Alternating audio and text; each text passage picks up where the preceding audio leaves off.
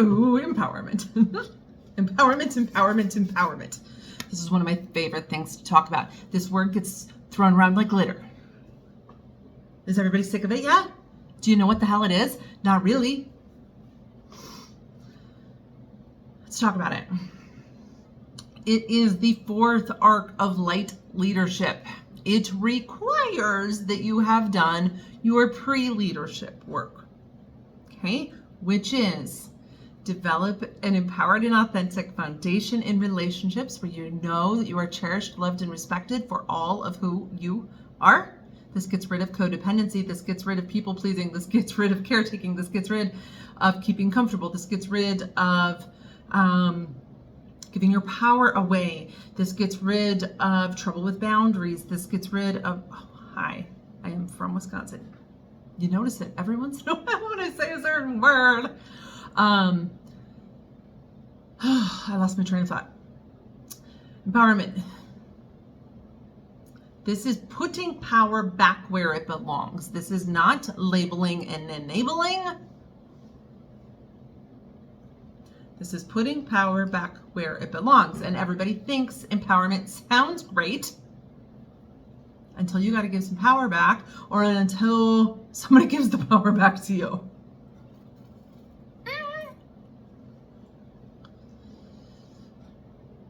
This is one that's easier spoken of in direct examples. When I work with you, we work on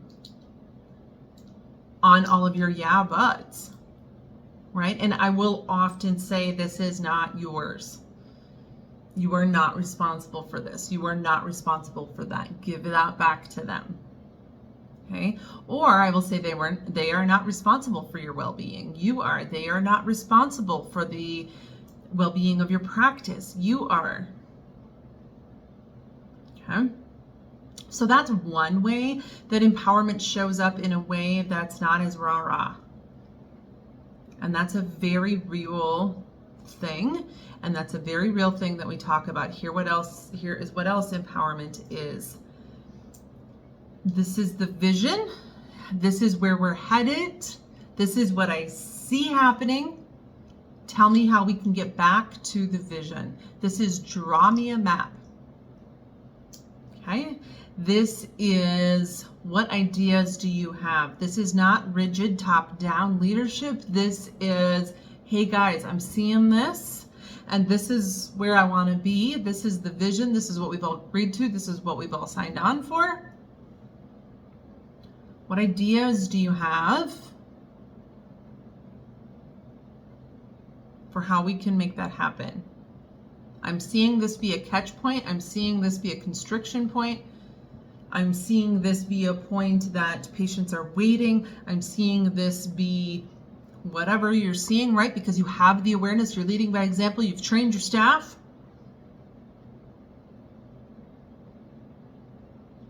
And now you are putting decisions back in their lap. You have a clear vision. You are comfortable with who you are, what your vision is. You are confident that it's going to happen. You are confident that you draw the people in, that you draw the resources in. You know the influence that you have in your life and in your practice. And there are decisions that you can give back to them. This is unifying your team. This is, hey, I see you're really great at, and I am struggling with. This is getting your ego out of the way. This is respecting and appreciating and having gratitude for those around you that support you. This is calling resources in.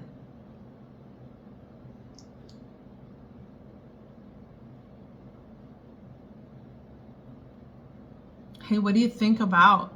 Hey, how could we better? Hey, I see you're struggling with. Right? A staff member comes to you with a question.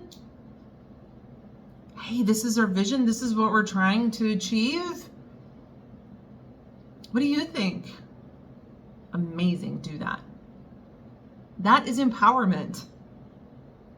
Encouragement is a separate thing on my list. I'm going to talk about that next. Empowerment is not encouragement. And I see these get confused all the time. I see empowerment talked about as like the rah-rah, you can do it. And it's true, it's that. But that's really encouragement.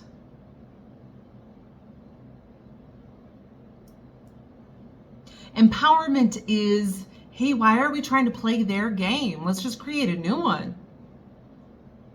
Let's stop fighting them. Let's stop with the resistance against them. Let's create a new game. Right? When we start practicing medicine this way, when we start transforming healthcare from the inside out, we won't need to fight them. Yes, they're going to try to fight us. We'll stand our ground, but they will become irrelevant. There's no need to have the angst and to put that much energy into that. This is creating your own game. And this is enlisting the support of those around you that you have drawn in around you to support you. This is, you will hear leadership trainers say, make as few decisions as you can a day. This is the 3 rule. Don't come to me with a problem if you don't bring me 3 ideas of how to solve it. This is, I've seen this talked about in so many different ways. Okay, so you can have all of these different tools in your toolbox, and you can have all of these different ways to do it, and or you can value your team. You can value your colleagues. You can be comfortable and confident knowing you got it.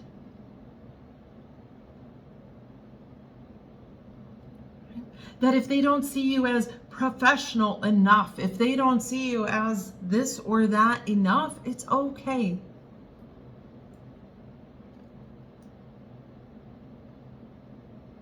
Here's the thing, as you give some of their power back to them, you also have awareness for what to give and what not to give back to them.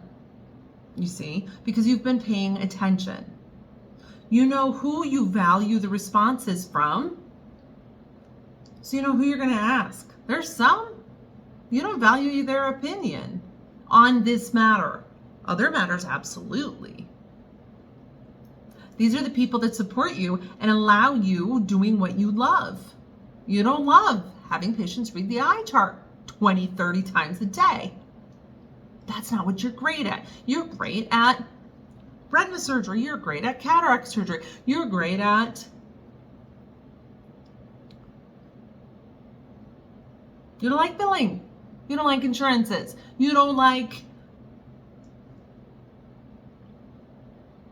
So give those decisions back to them, understanding that you still have your clear vision.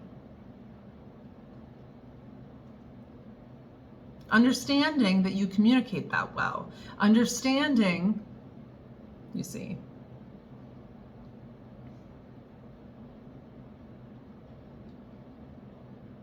That is true empowerment. And there is so much more than this, but that is how it relates to light leadership. As you put some of the decisions, give some of the power back to your team. It's not just this top-down thing. This unifies your team. They came together and made a decision. They said, hey, this isn't working at the front desk. You heard them. Hey, when you say this or you say that and the patient gets to me, they think that, and that makes, that's confusing for the patient, or that's less clear for the patient. Clarity is our goal. Consistency is our goal. How can we say this all the same way? Awesome. Let's get together and talk about it. This can be a 2-minute hallway meeting. And then you type it out really quick. You have somebody that's a fast typist or a transcription thing. And then you all practice using those words, using those terms, using those phrases that fit your vision. That is empowerment.